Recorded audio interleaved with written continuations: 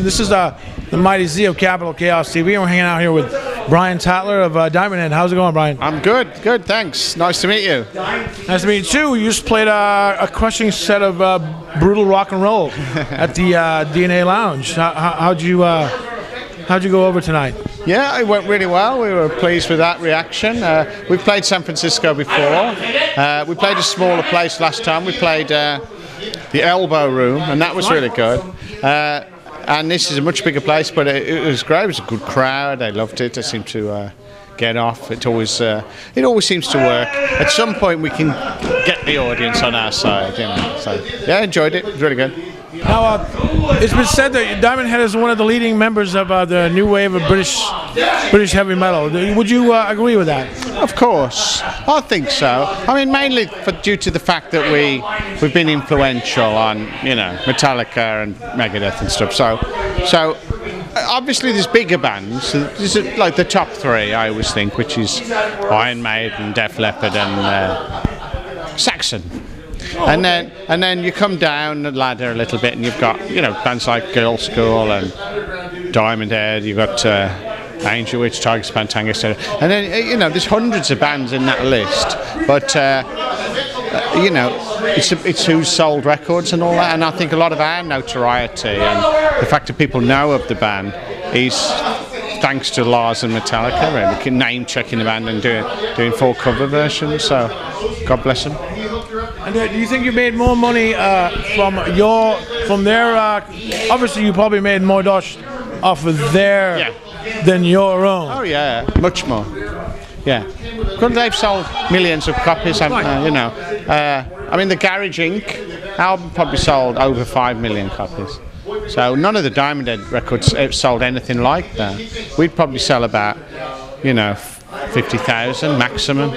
So half the time with the Diamond Head material, it wouldn't even pay for itself. You know, we would spend, you know, a load of money in the studio recording the thing, and then it wouldn't really recoup. It would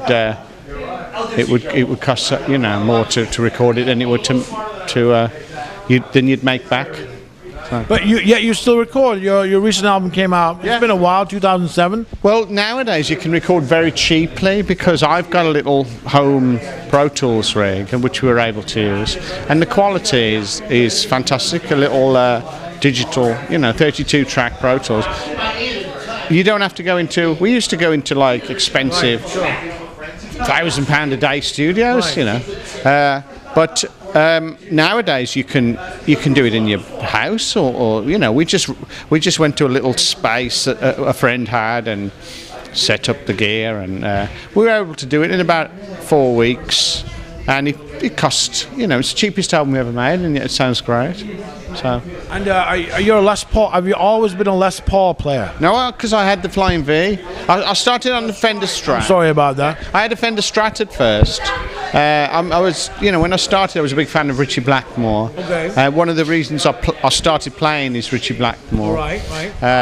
Highway Star and things like that. And then I went over to a Flying V. Right. And I played that for years. Then when we were recording the Canterbury album, the third album, I used a Les Paul a lot in the studio because it sounded better and it stayed in tune more. It just seemed to be the intonation and the machine heads and everything about the Les Paul seemed to be more solid. So I started using Les Paul more and leaving the Flying V, you know, off. And I mean, it looks great, the V, it's a good image. But the Les Paul was just more reliable, more solid. And I mean, I don't really bring it on tour so much nowadays because it's not a strong guitar, it's a little bit fragile. The neck has broke on it, you know, a few times, about 5 times. So, and been repaired. So Les Paul, you can just throw it in the corner and it'd be fine. Solid axe. You can probably kill somebody with that. You could kill somebody with a Les Paul. Break your back because they're very heavy. Yeah, it's a chunk of wood, isn't it? So I've, partly out of a sound thing and partly out of a reliability thing. I can just put it on the plane. I know when I get off the other end, it'll be fine. So I stick to Les Pauls now. What about amps? Have you been using the same amps for all these years? Or have you tried something Marshall. new? I started with Marshall, like a J. I'm not sure which one I had at first. But I used a JCM 800 for a while, right. And then standard. just a normal 50 watt, and probably before that it'd be something like a JTM, 45 or something, and I've got a JCM 2000 as well. Right. Is it JCM or JTM? I keep forgetting. Anyway, and then I bought a Mesa Boogie, and I bought an Engel. And then when we were offered this tour, we thought we'd hire some Engels, because we've got a bit of a deal with Engel where they lend us gear. So it's a good sound, the Engel. It's a lot of power, a lot of gain. So I'm always kind of after the perfect Marshall, but with a bit more gain.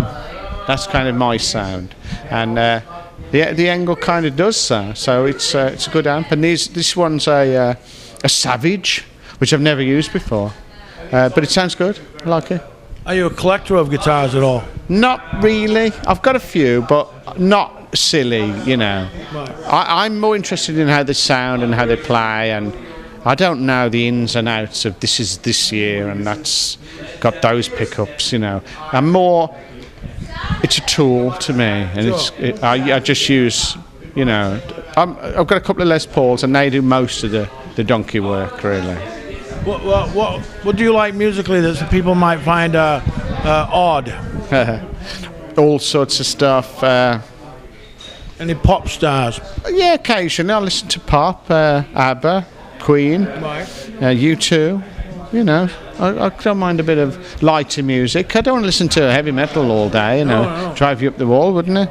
There's times when I want to listen to some rock, and there's times when I want to relax and play something a bit more mellow. So there's all sorts, really.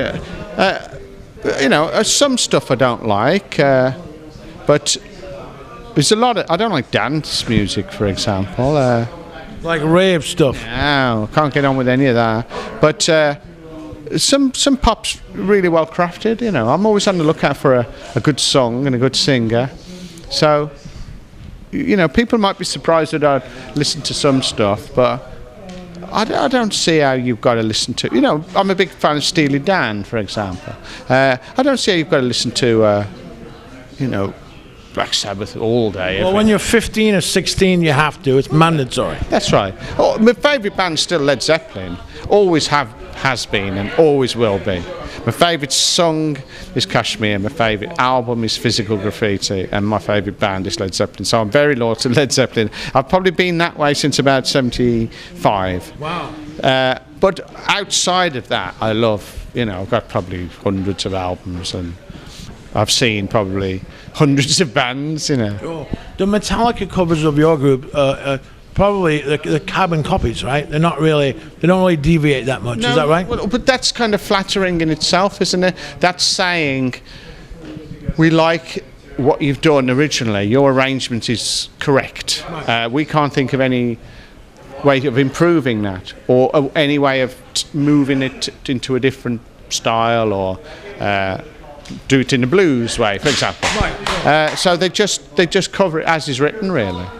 And some of that Diamond stuff's fairly obscure. That White Album is hard to get hold of very often. It's quite a collector's piece. So they probably just think, do a version of how Diamond had recorded it and spread it around the world. You know, and it's good for me. I still get writers' royalties. Yeah. So I'm happy.